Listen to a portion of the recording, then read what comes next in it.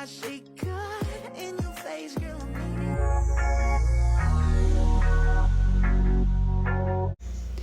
Aalis nga ngayon ng isla itong si Pilmar Alipayo. Hinatid naman siya ng kanyang partner na si Andy Eigenman patungo sa sasakyan nito at ihahatid na nga ng airport itong si Pilmar Alipayo. Napaka-sweet naman nga nitong si Andy. Bago nga umalis itong si Pilmar ay inihatid pa niya ito patungo sa sasakyan. Agad ding nagyakap itong si Andy at Pilmar at nagpaalaman na sa isa't isa. Sweet na sweet talaga itong si Andy at Pilmar.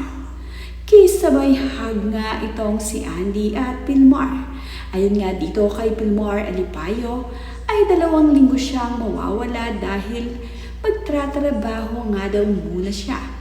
Tila nga mayroong kompetisyon na pupuntahan itong si Pilmar Alipayo at ang kanyang mga kasama.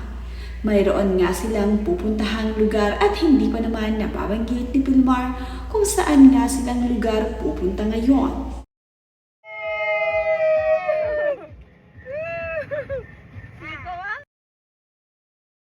Kakatapos nga lamang ng New Year at dito naman naisipang mag-celebrate ni na Andy at Pilmar sa Katangnan Bridge sumalubong ng bagong taon. Kasama nga din ni na Andy ang kanilang kaibigan na si Cornelia na sumalubong dito. Nandito nga rin ang ilan sa mga bata na kasama ni Lilo. Sila nga rin ang nag-aasikaso dito kay Lilo.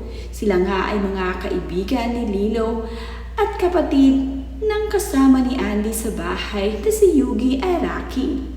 Matapos ngang umalis ngayon itong si Pilmar ay naisipan munang mag-picnic ni na Andy para nga kahit papaano ay ma-relax ang mga ito. Cute na cute naman itong si Koa na ginaya ang buhok ng kanyang papa Pilmar. Ito namang si Andy Eigenman ay napakasaya habang siya ay kinukuhanan ng kanyang partner na si Pilmar Alipayo. Balik-alindog nga muli itong si Andy. Bumalik na rin muli ang kanyang magandang pangangatawan. Kaya naman, panay na nga rin ngayon ang pag-ehersisyo nitong si Andy Eigenman upang mapanatili ang malusog niyang pangangatawan at healthy.